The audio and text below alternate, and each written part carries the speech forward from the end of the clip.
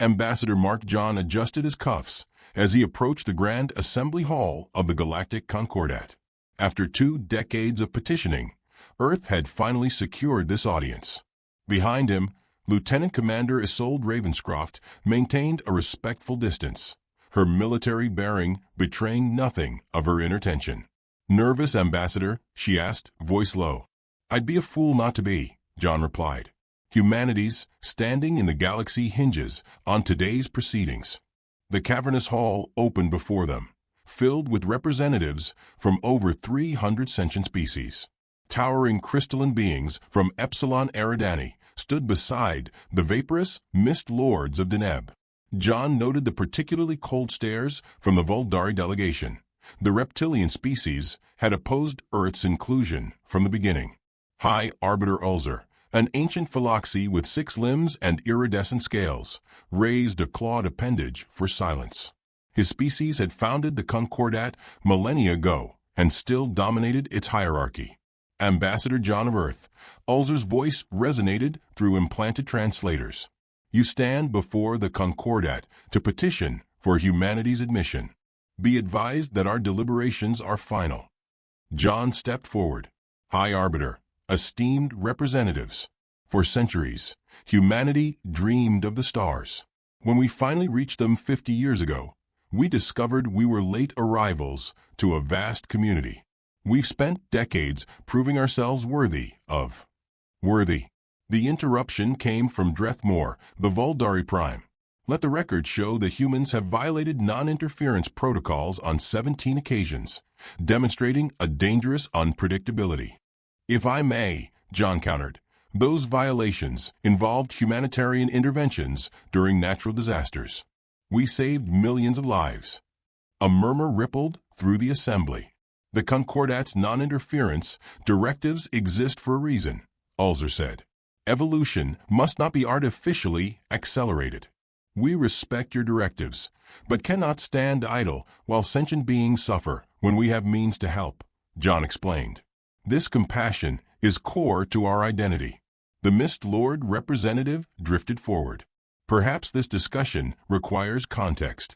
Before we proceed further, let us review history." A holographic display materialized, showing Earth's rapid technological advancement. No species has progressed from atmospheric flight to interstellar travel in merely 2 centuries. The danger is self-evident. John stepped toward the projection. "Our rapid advancement stems from our diversity and adaptability, qualities that would benefit the Concordat." Ravenscroft noticed a subtle movement among the Voldari. Something metallic glinted briefly, catching the light. Her military training kicked in. "Ambassador down!" she shouted, lunging forward. A concentrated energy beam sliced through the space where John had stood a moment earlier. Ravenscroft pushed him aside, but a second beam, fired from another position, struck the ambassador directly in the chest. He collapsed, a perfect cauterized hole through his heart. Chaos erupted. Ravenscroft dragged John's body behind a pillar as security protocols engaged. Force fields isolated sections of the chamber. "Medical assistance," she screamed, but knew it was futile. No technology could reverse such damage. Ulzer's voice boomed above the pandemonium. "Secure the chamber. No one leaves." Through tears of rage, Ravenscroft activated her emergency beacon, a quantum-entangled communicator linked directly to Earth Command. With trembling hands, she transmitted, "Ambassador assassinated during Concordat assembly. Attack appeared coordinated. Request immediate extraction and full diplomatic response." The reply came instantly. "Confirmed. Protective fleet dispatched. Hold position." As Concordat security forces swarmed the chamber, Ravenscroft closed John's eyes. In orbit above, the Earth diplomatic vessel received her message and immediately broke communication protocols to transmit directly to Earth. "Diplomatic mission compromised. Ambassador John dead. Evidence suggests Concordat complicity." On Earth, military command centers worldwide erupted into activity. Operation Prometheus, the contingency plan no one had hoped to implement, was activated. Admiral Rhiannon Frost stood before the United Earth Defense Council, her face carved from stone. The holographic display behind her showed the Galactic Concordat headquarters, a structure resembling a massive crystalline lotus orbiting a neutron star in neutral space. 26 hours since Ambassador John's assassination, she reported. Lieutenant Commander Ravenscroft remains in Concordat custody along with our diplomatic corps. All communication has been severed. President Kaito Takemura, normally the picture of calm, gripped the edge of the table. And their explanation? The Concordat claims it was a tragic incident perpetrated by extremist elements. They've arrested several Voldari officials, but refuse our demands for independent investigation or the return of our personnel. Defense Minister Lucius Okonkwo slammed his fist down. They murder our highest diplomat and expect us to accept their internal investigation? Unacceptable. What are our options? Takemura asked. Admiral Frost activated a tactical display. Covert intelligence suggests the assassination was sanctioned by the Concordat High Council. The Voldari pulled the trigger, but multiple species approved the action. They fear our rapid advancement and unpredictable nature. So they've shown their hand, said Intelligence Director Vashti Nair. The question remains, how do we respond? Frost's eyes hardened. Operation Prometheus is ready. Our stealth fleet can be deployed within 12 hours. Takemura looked troubled. We're talking about potential war with 300 species, Admiral. With respect, Mr. President, we're already at war. They fired the first shot. Frost highlighted sections of the display. The Concordat appears unified, but our intelligence reveals fractures. Many member species disagree with the hardline approach toward Earth. Director Nair nodded. The Arcturians, Proximans, and several others have expressed private support for humanity. They're bound by ancient treaties, but philosophically aligned with our interventionist approach. We can exploit these divisions, Frost continued. Phase 1 deploys our Phantom-class vessels to extract our people. Phase 2 demonstrates our technological capabilities in a limited but unmistakable fashion. Minister Okonkwo studied the tactical projections. You're suggesting we reveal the chthonic array? Yes. It's time the Concordat understands that humanity isn't merely another fledgling species. The room fell silent. The chthonic array, a network of quantum tunneling platforms capable of instantly transporting matter across vast distances, had been humanity's most closely guarded secret. Unlike conventional FTL travel used by Concordat species, which required enormous energy expenditures and left detectable signatures, the array operated on principles even Earth scientists didn't fully comprehend. If we reveal this technology, Takemura said quietly, there's no going back. With respect, Mr. President, Admiral Frost replied, there was no going back the moment they killed Ambassador John. The President stood slowly, looking at each council member. I need unanimous approval for Prometheus. One by one, they nodded. Very well. Takemura's voice was heavy with the weight of history. Activate the array. Bring our people home.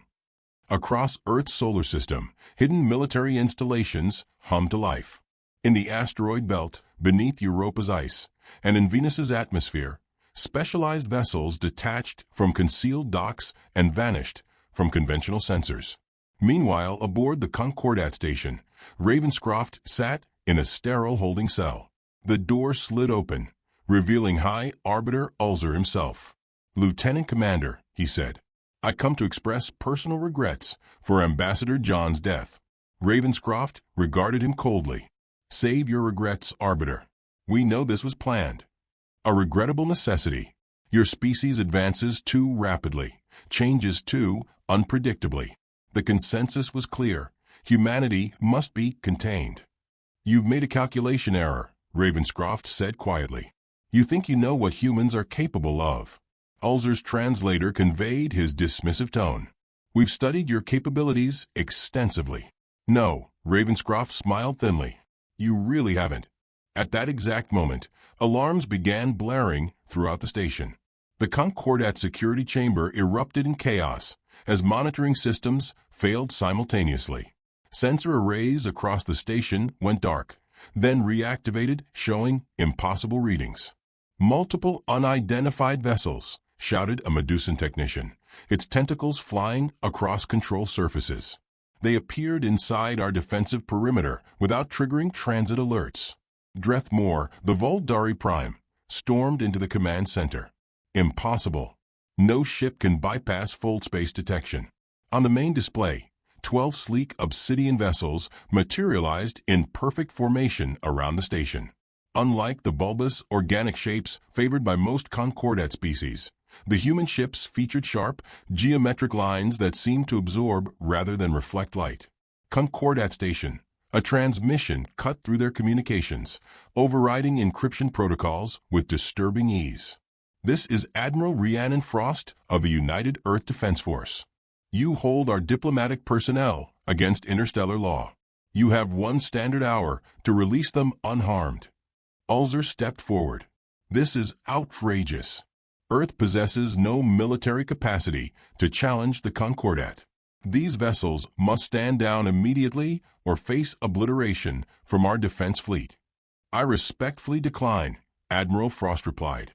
"Perhaps a demonstration is in order." One of the Earth vessels pivoted and directed a focused beam toward an uninhabited moon orbiting the neutron star. For a moment, nothing happened.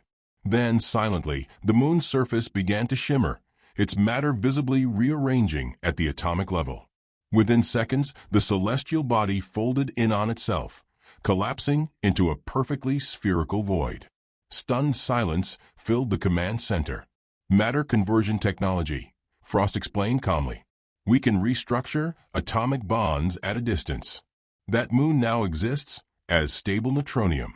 We could have just as easily converted your station's hull." Drethmore hissed in disbelief. "This violates fundamental laws of physics, as understood by the Concordat." "Your understanding is incomplete," Frost replied. "Now about our people." In her cell, Ravenscroft felt a peculiar vibration, a sensation she'd been trained to recognize. Within seconds, a section of wall shimmered and dissolved, revealing a figure in advanced combat armor. "Commander Ravenscroft," the figure said, removing her helmet to reveal a woman with sharp features and calculated eyes. "Commander of Vanidar Special Operations. We're extracting all personnel." "The ambassador's body?" Ravenscroft asked immediately. "Already secured. Admiral Frost sends her regards." Throughout the station, similar extractions occurred simultaneously. Earth diplomats vanished from their quarters and holding cells without triggering a single alarm. In the command center, Ulzer received frantic reports of the disappearances. "How are they penetrating our security? Our shields prevent molecular transport technology." The answer came as Admiral Frost's image reappeared on their screens. "Your shields prevent conventional transport. Ours operates on different principles entirely. Your diplomatic duplicity has forced our hand. High Arbiter, the humans you dismissed as primitive now hold technological advantages you cannot comprehend." Ulzer's compound eyes narrowed. "What do you want?" "Justice," Frost replied. "A formal acknowledgement of the Concordat's role in Ambassador John's assassination, reparations to his family, and a public apology to Earth." "Impossible." Drethmore spat. "The Concordat does not bow to threats from lesser species." "Then perhaps you need time to reconsider your position." Frost's image remained impassive. "We will withdraw with our personnel, but know this. Earth no longer seeks admission to your Concordat. We have seen behind the veil of your supposed enlightenment and found it wanting." With that, the human vessels began to fade from visual sensors, not through conventional cloaking technology, but by somehow shifting slightly outside normal spacetime. Before they completely vanished, Admiral Frost delivered a final message. "The diplomatic channels remain open for 72 hours. After that, humanity will chart its own path among the stars, with or without your blessing." As the Earth fleet disappeared, the Concordat leaders looked at each other in growing realization of what they had provoked. The emergency session of the Galactic Concordat stretched into its 30th hour. Representatives from all member species filled the Grand Assembly Hall, their voices rising in heated debate. High Arbiter Ulzer struggled to maintain order. The human demonstration cannot change our position. Their unpredictability has only been confirmed by these revelations. Elder MYK Talon of the Arcturians rose, his crystalline form catching the light. With respect, High Arbiter, I must disagree. What we witnessed was not unpredictability, but careful restraint. The humans could have destroyed this station, but chose instead a precise extraction of their people. They threatened the very fabric of our society. Drethmore countered. 3 millennia of Concordat stability cannot be undermined by one upstart species. Perhaps that stability needs undermining, came a new voice. The assembly turned to see Emissary Nyala of the Proximans, her bioluminescent patterns flashing with emotion. We have grown complacent, fearful of change. The humans remind us of our younger days, when exploration and discovery drove us forward. The chamber split into factions, those supporting immediate military action against Earth versus those advocating for diplomatic reconciliation. Meanwhile, on Earth, Ambassador John received full military honors at a global memorial service. His flag-draped casket represented not just one nation, but all of humanity. President Takemura addressed billions watching worldwide. Ambassador John believed in peaceful coexistence with all sentient life. His murder represents not just an attack on one man, but on the principles that unite humanity: compassion, courage, and an unwavering pursuit of justice. In orbit, Earth's defense platforms had been fully activated for the first time since their construction. The planet bristled with technological marvels previously hidden from Concordat observers. Admiral Frost stood before the Defense Council, presenting intelligence gathered during the extraction operation. The Concordat is fracturing along ideological lines. 17 species have already indicated willingness to establish bilateral relations with Earth, independent of Concordat approval. And the others? Asked Minister Okonkwo. The Voldari are leading a coalition pushing for military action against us. They've begun mobilizing their fleet. President Takemura frowned. Their technology is still centuries ahead of our conventional forces. Conventional, yes, Frost agreed. But we have advantages they cannot anticipate. The chthonic array isn't our only breakthrough. Director Nair activated a holographic display showing a massive ring-shaped structure hidden in the Kuiper Belt. Project Ouroboros, a gravitational manipulation system capable of creating localized space-time distortions. In practical terms, Takemura asked, we can selectively alter the physical laws within defined regions of space, Frost explained. FTL drives could suddenly find themselves limited to sublight speeds. Energy weapons could dissipate harmlessly. It's the ultimate defensive system. Across the galaxy, the 72-hour ultimatum neared its end. On numerous worlds, populations received conflicting information about the crisis. Many had never heard of humans before, others knew them only through Concordat propaganda. On Arcturus Prime, Elder MYK Talon addressed his planet's council. I have reviewed all available data on human history. Yes, they are violent, but also capable of remarkable compassion. Their art forms, their philosophies, their willingness to sacrifice for abstract principles, they remind me of who we once were. A fellow counselor objected, but their technology, the matter conversion demonstration, violated fundamental laws. Did it? MYK Talon countered. Or did it simply demonstrate that our understanding of those laws remains incomplete? Remember, we once believed FTL travel impossible, until the Philoxy proved otherwise. Similar debates raged across dozens of worlds.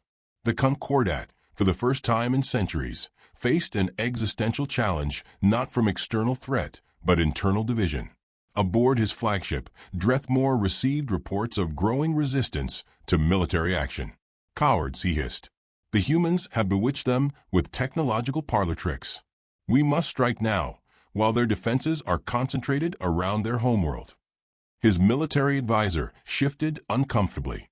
Prime Drethmore, our intelligence suggests the humans possess capabilities beyond what they've demonstrated. Perhaps caution. Enough. The Voldari do not counsel caution when faced with threats. Drethmore's scales flushed dark with anger. Prepare the sundering fleet. If the Concordat will not act, the Voldari Dominion will. As the deadline approached, Lieutenant Commander Ravenscroft stood beside Admiral Frost on the bridge of a UFS Nemesis, Earth's most advanced warship. "Do you think they'll respond?" she asked. Frost checked the countdown. 2 hours remaining. Some will. Others won't. Either way, the galaxy changes today. The deadline passed in silence. No communication came from the Concordat's High Council. Earth's leadership gathered in the Planetary Defense Command Center, monitoring the situation. "Multiple fold-space distortions detected," announced the sensor officer. "Large fleet emerging. Voldari signatures confirmed." The tactical display showed over 50 warships taking position near the heliopause, the edge of Earth's solar system.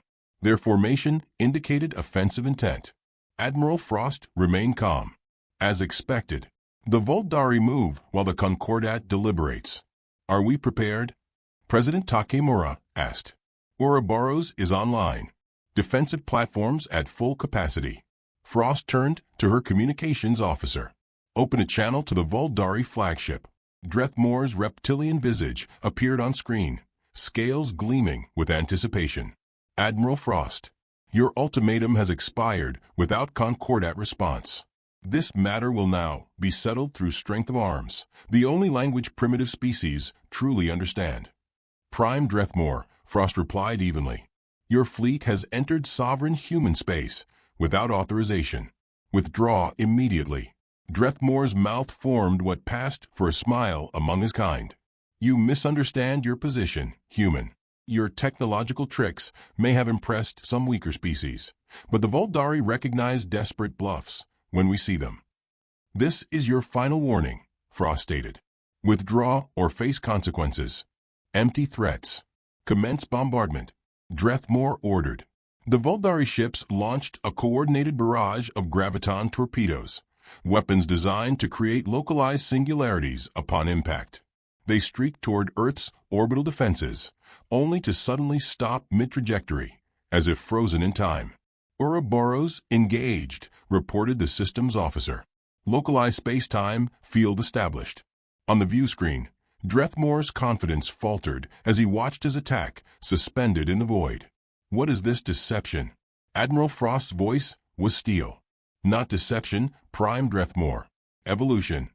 With a subtle gesture from Frost, the frozen weapons began to disintegrate, their matter converted to harmless radiation that dispersed in a brilliant display of cosmic aurora. "You murdered our ambassador, believing us vulnerable.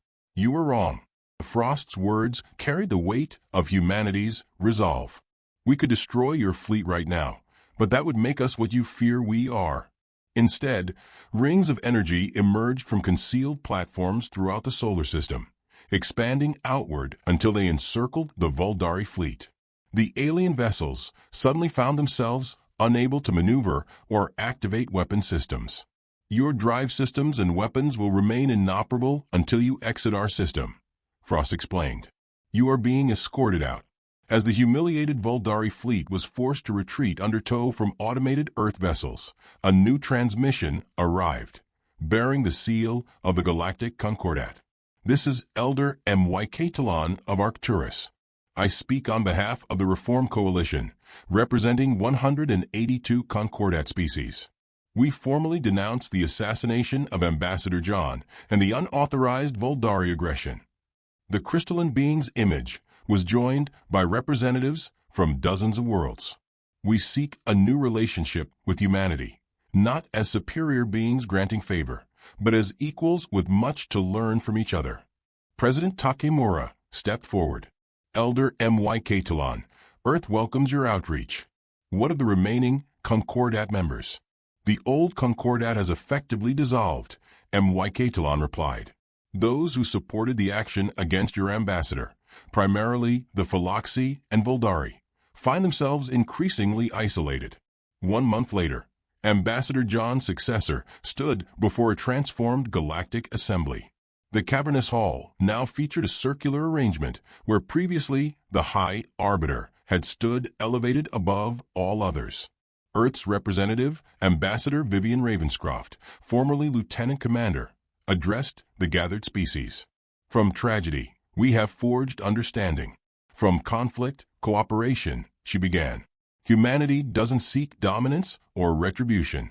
We seek partners in exploring a universe more wondrous and mysterious than any single species can comprehend alone.